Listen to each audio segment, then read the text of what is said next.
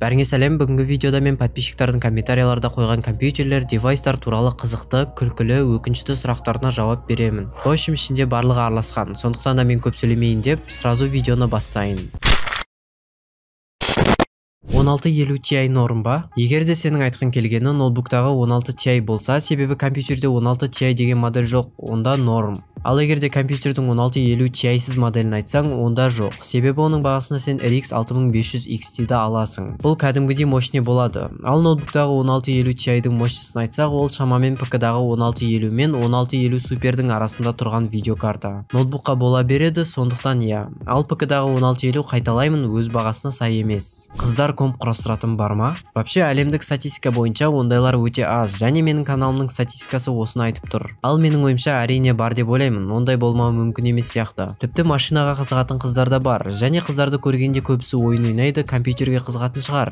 Соның кесірінен нағыз еркектерге арналған ойындарды таппай қалдық. Бірақ сендер World of Warships-ті ойнап көрмедіңдер. Нағыз еркектерге арналған World of Warships бұл көп адамдық теңіз соғыстары әлеміне кіруге, және 20 ғасырдың бірінші жартысындағы ата аңызға айналған әскери кемелерді шайқаса сынап көруге мүмкіндік беретін көп ойыншы онлайн ойыны. Әртүрлі стратегиялар мен көп тактикалық шешімдер ойыншыларға соғыста жеңіске жетуге көмектеседі. Қастандық пен шабуылдар, ашық бетпе-бет қарсылас, барлығы жауға шешуші соққыны берудің жақсы жолын табады. Ойында аркада, симулятор, RPG және стратегия комбинациясы, әскери кемелердің үлкен флоты, карталардың әртүрлілігі, теңіздің сұлулығы, теңіз дыбыстары бар. Бұның барлығы World of Warships-та, және менің ссылкамен өткен жаңа ойыншыларға кемелер Луис, американдық крейсер, 7 күн премиум аккаунты, 200 дублонг, 2,5 миллион ойындағы валюта, 20 мятежное пламя деген камуфляждар беріледі. Өзіңді World of Warships теңіз соғысында сынап көр, ссылкасы описанияда.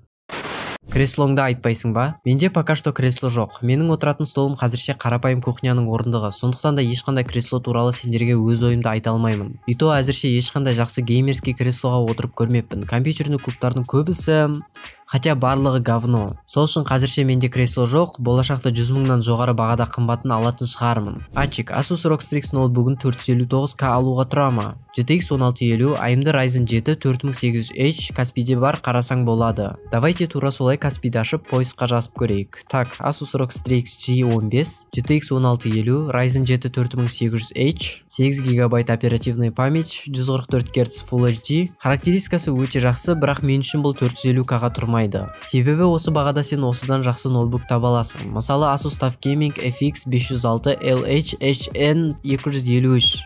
Ёпты, жаза көп цифрлар. Бұл жерде бағанағыдан айырмашылығы памяти 16 ГБ, бағасы да 427К. Менің ойымша осы вариант бағанағыдан қарағанда жақсырақ, себебі 8 ГБ озу қазіргі кезде сонда да өте аз. Брат, өз пікінді шашып, оны құрастыршы, қалай проводты саламыз? Менің түсінгенім бойынша, оның айтқаны бойынша қалай проводтарын саламыз, немесе қандай разъемдарға қайсысын салу керек, соны түсіндір деп тұр. Әрине мен олай істемеймін. Себебі мен өз компьютерімді құрастырғаннан кейін оны қайтадан шашу енді проблема болуы мүмкін. Және банально ол ПК менде жалғыз болғандықтан ешқандай риск жасағым келмейді. Бірақ сборка ПК туралы видеоларды сендер басқа ютубтағы ютуберлерден көрсеңдер болады. Мысалы компьютер,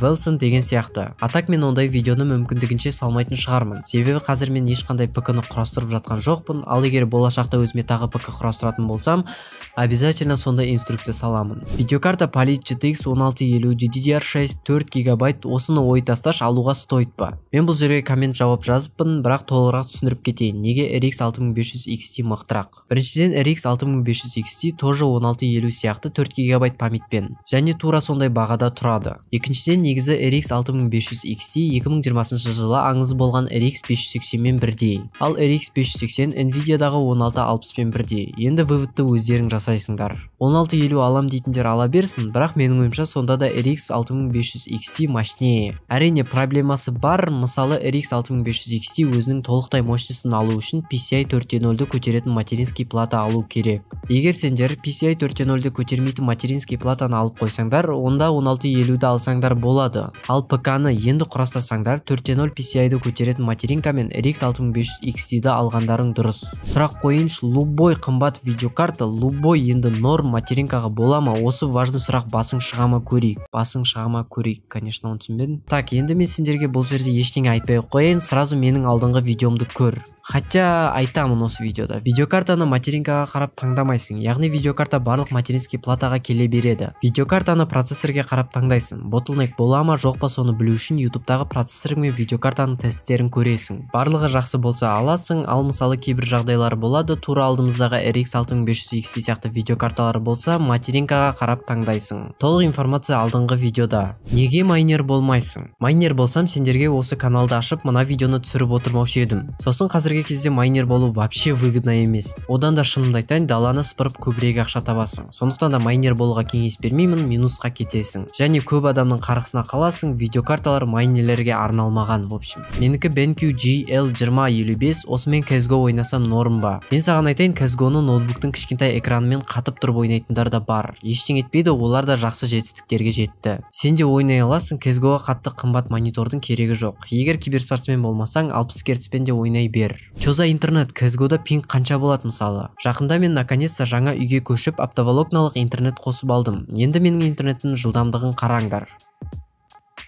деп мақтанса болады. Былай айтсам, CSGO-да 70-80 пинг максимум. Тіпті Алматыда тұрсам да мүлдем 100-ден көтерілмейді. Егер де бұндай интернетке қалай қосылғанымды білгілерің келсе, осы видеоға 150 лайк жинаңдар. Мен сендерге сол туралы видео түсіремін. Және нақты барлығын түсіндіріп беремін. Ачик, RX 574 ГБ жақсы ма, или GTX 1650 жақсы ма? RX 570 новый болса, әрине RX 570 жақсы. Бірақ сен новыйын таппайсың, барлығы майнингтан шығып өлім алдында тұрған болғандықтан GTX 1650 жақсырақ. Бірақ барлығынан бағана айтқанымдай RX 6500 жақсы деп ойлаймын.